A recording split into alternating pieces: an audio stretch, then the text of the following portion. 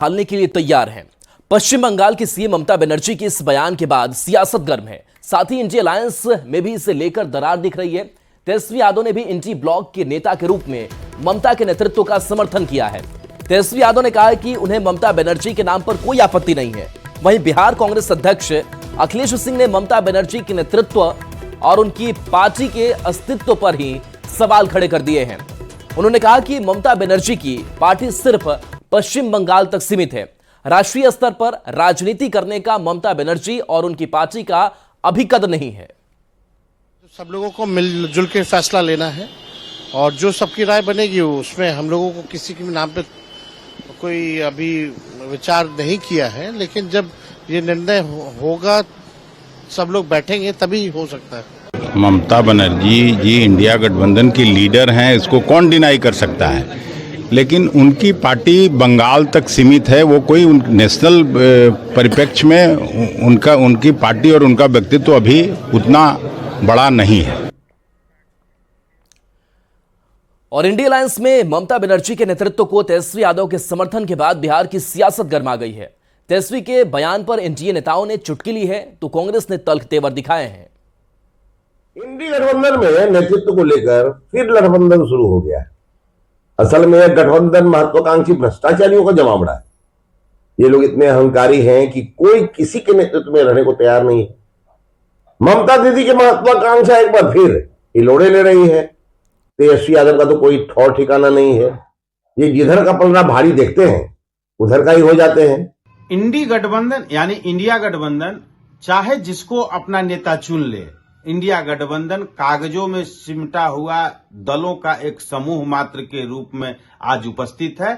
India गठबंधन के नेता के तौर पर ममता दीदी रहें या कांग्रेस के किसी अन्य नेता रहें, कोई फर्क नहीं पड़ने वाला है, क्योंकि यह परिवारवादी और भ्रष्टाचारी लोगों का एक जमावड़ा, एक समूह मात्र है जो अपने अपने पारिवारिक विरासत को बचाने के लिए आज संघर्षरत है। जरा समझिए ना, कांग्रेस पार्टी एक बड़ी पार्टी है और अलग अलग राज्यों में कांग्रेस पार्टी के एलाइज हैं।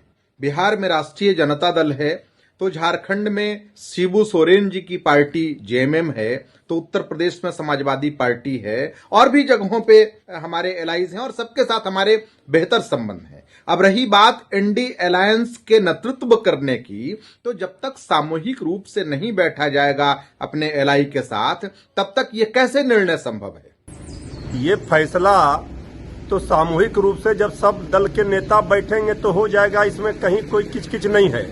और गैर भाजपा विपक्षी दलों के एकजुटता के सबसे बड़े सूत्रधार आदरणीय लालू प्रसाद जी माने जाते हैं। तो जब सब लोग बैठेंगे तो तय हो जाएगा, इसमें कहीं कोई किचकिच नहीं है।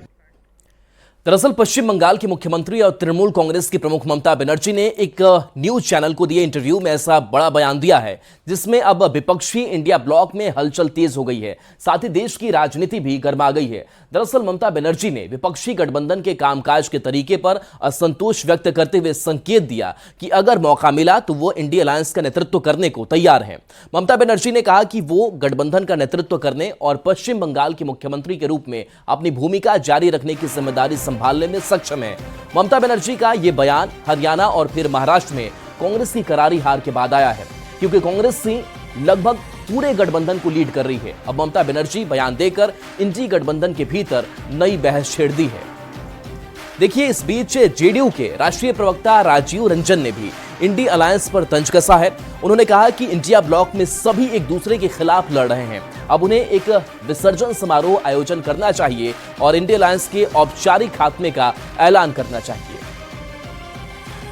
दरअसल एक दूसरे के खिलाफ लगातार ये लड़ रहे हैं और उसके बाद फिर से नेतृत्व के मुद्दे पर जो कोहराम मचा है, तेजस्वी यादव क्या कह रहे हैं और ममता दीदी क्या कह रही हैं।